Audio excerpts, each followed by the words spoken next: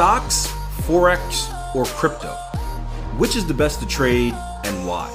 Hey guys, welcome back to another episode of the Trading Coach Podcast. I'm your host, Akil, professional trader and trading coach over at Tier 1 Trading. If you're interested in learning how to trade, I recommend checking out the 14-day risk-free trial membership over at www.tier1trading.com. Gives you access to the site, our community, some software, some training, and some live sessions. Again, 14-day risk-free trial membership, no auto bill or sneaky stuff. Just get in, get involved, and start learning. Okay, so a non-chart related question. Considering the stock market is trending much more into FX, my understanding is FX is consolidating 70% of the time. Why are you trading the Forex and not stocks? Is it because of leverage that is allowed in Forex, or am I missing something? So the first thing is this. Here's the first question I would ask you. It's a very good question, by the way. Is a trending market better than a consolidating market? Because in reading the question, I think it's clear that the assumption is that a trending market is better than a consolidating market. And the question we need to ask ourselves is that actually the truth? And I think most people assume that way, and most people come from like a stock or a indice or something like that, or they're more familiar with that than kind of other markets. So they assume that as kind of the casual investor. But the truth is, not really, right?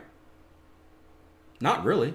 A trending market isn't necessarily better than a consolidating market. A consolidating market is not necessarily better than a trending market. As Rain mentioned, it all depends on your strategy and your personality. I would say this. If you are a directional trader, if you have a trend trading strategy, a strategy that requires directional movement in order to maximize its profit, then yes, a directional market, a trending market is going to be a better market per your strategy. If your trading strategy is one that requires more of a consolidative market, more bounces off of different levels back and forth, then a trending market is going to probably destroy you, and a consolidating market is going to benefit you. So, I kind of give you an example, right? So what's popular out there, and this is why these assumptions are made, are like buy and hold, trend is your friend, and all that fun stuff. So if you're someone that wants to buy and hold and shoot for big extensions, right?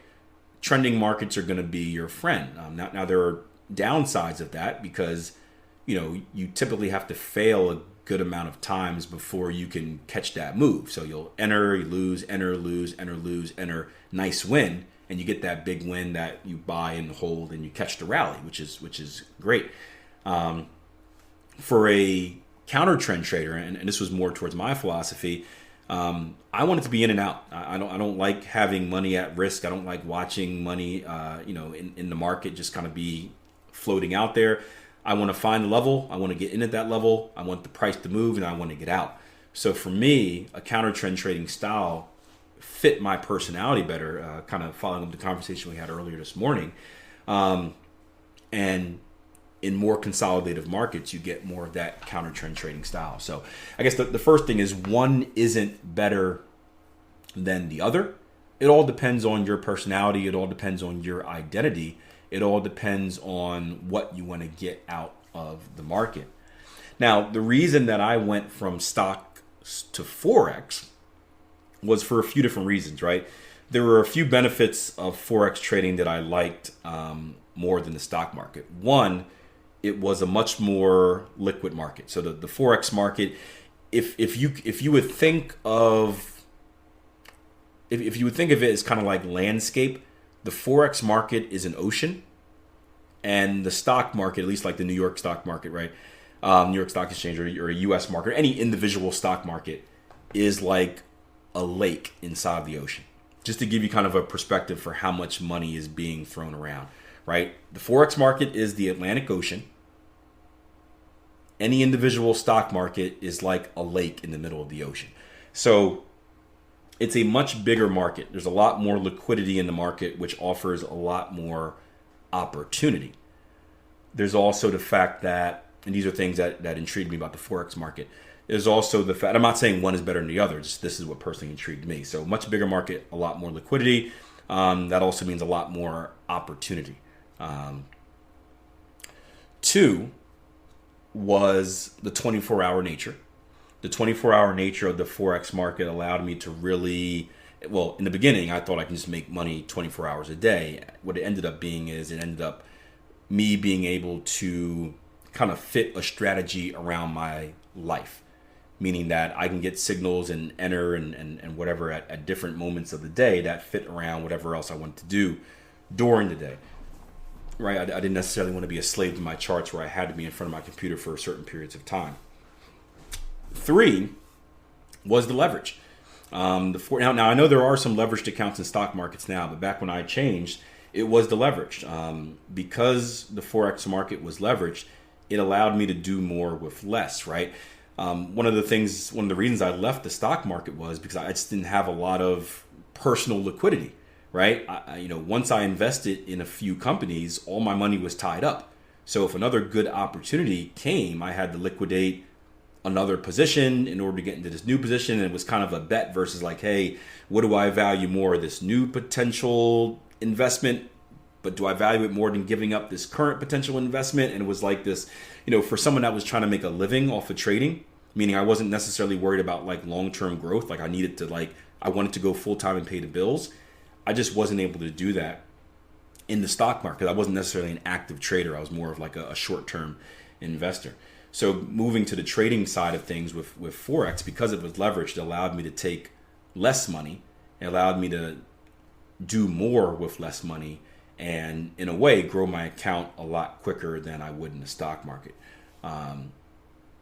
So those were the 3 things that really attracted me about Forex in comparison to stocks. But one isn't better, one isn't worse, right? At the end of the day, they all move the same. They go up, down, they go sideways. Technical analysis is going to be beneficial no matter what you trade. Just like how the Forex market, how different pairs have different personalities. Different markets have different personalities. So the stock market has a different personality than the Forex market, than crypto. There's going to be different kind of intricacies that you have to use or that you'll identify with either of them. But the core principles of what it takes to be successful are going to be the same across all of them. Roger says, another question, please. Would you suggest a newbie to trade Forex or crypto? My default coaching answer is it doesn't matter. You trade the market that you're most comfortable with. You trade the market that your system and strategy is most profitable with. A personal answer, I would say Forex. I've never been a fan of crypto. As far as a long-term investment, I've always been pretty negative about it. I see no reason for it to ever be a long-term investment. I don't see any problem with trading it. But I would say if you're looking at, unless you're going to specialize, and I don't know a lot about crypto, so I don't even know how many cryptocurrencies are out there that you can trade.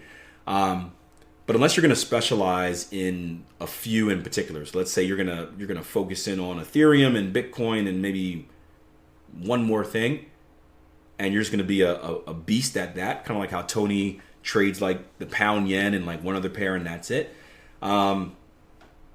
I don't think there's going to be as much opportunity and frequency as you think. So I would say Forex. There's a lot more opportunity in Forex. There are 28, 30 pairs, major pairs that not major, but 28 common pairs that you can typically trade. I don't know how many crypto pairs are out there, but I'm just not a fan of crypto to begin with. But I'm much more of a fan of trading it than investing. I am very negative on the investment side of crypto. Trading it, you're not worried about any long-term kind of exposure, so I don't think it's a bad idea. So personal preference. It's whatever works with your strategy. Again, I don't know enough about the crypto market to kind of tell you how much opportunity is out there, how it moves on a regular basis. I would say if you're looking for opportunity, probably Forex has opportunity. So obviously today's episode is just my opinion. I would love to hear yours. If you value stocks over Forex, or Forex over crypto, or crypto over stocks, or you feel the same way as me where it doesn't really matter as long as you find what's best for you, let me know. You can leave it in the comments section below. You can reply to this on Twitter, shoot me a DM on Instagram. Doesn't really matter. However you can connect with me, let me know. I'd love to hear your thoughts. And who knows, maybe I do a follow-up of this episode on a future Trading Coach podcast.